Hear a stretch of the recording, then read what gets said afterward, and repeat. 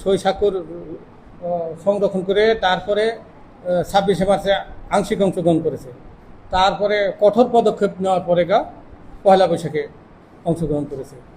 যাদেরকে শক্তভাবে পদক্ষেপ নিয়ে এই জায়গায় আমি পয়লা বৈশাখে অংশগ্রহণ করাইছি, সেসব শিক্ষক আজকে এসে করেছে এবং তারা নিজে বলেছে যে আমরা এই জীবনে কোনো দিন এই জাতীয় অনুষ্ঠানগুলোতে এই মূল অনুষ্ঠানে আমরা অংশগ্রহণ করিনি।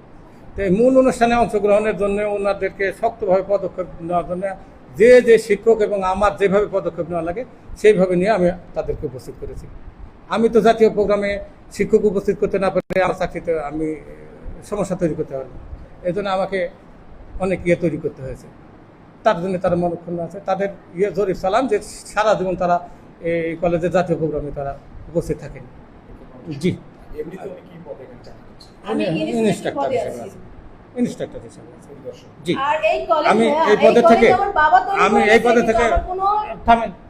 পদে থেকে আমি আসার সাথে সাথে আমি মঞ্চে ঘোষণা দিয়েছি, এখান থেকে আমি থেকে শুরু করে এখানে একজন ঝাড়ুদার পর্যন্ত যাতে কোনো সুবিধা অথবা কোনো জায়গায় বঞ্চিত না হয় বা লাঞ্ছিত না হয়, সেই জন্য এই চেয়ারে থেকে আমি আলিয়া ম্যামকে এক্সট্রা ক্ষমতা দেওয়ার কারণে সেটা আপনি কোনো হতে পারে, কিন্তু আমি তাকে অন্য ব্যবহার করেন সেটা আমি ডকুমেন্টারি আমি দেখিনি। আমি না, কমিটির সদস্য নিয়ে আমি বলছি যাকে দিলে সুষ্ঠুভাবে হয় আমি দেখে করছি। আমি এর আগেও ওই কলেজে পরীক্ষা কমিটির সদস্য নিয়ে আমি এখন সেটা আইনগতভাবে বা কিভাবে ব্যবস্থা নিয়েছি সেটা আমি জানি। কোন শিক্ষকের জন্য কী ধরনের ব্যবস্থা নেওয়া লাগে সেটা আমি জানি, সেটা আমার হাজিরা শীট জানি।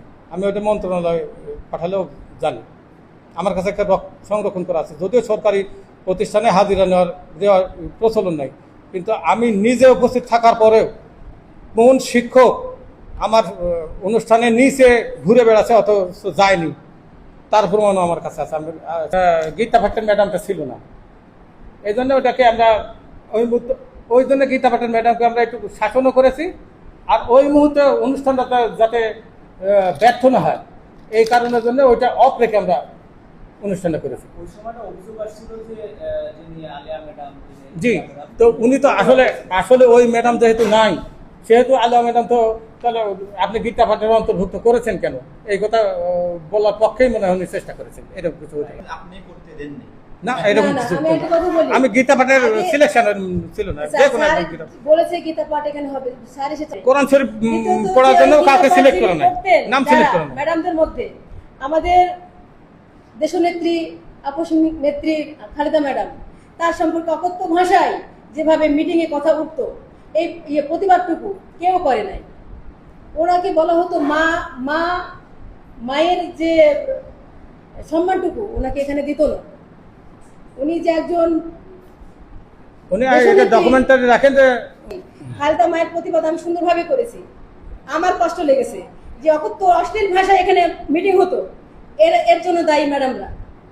আমি নাকি খালেদা ম্যাডাম, হ্যাঁ তো ঠিক আছে, খালেদা ম্যাডাম যুগে যুগে তৈরি হয় না, আল্লাহ তো আসে, আমি আসছি।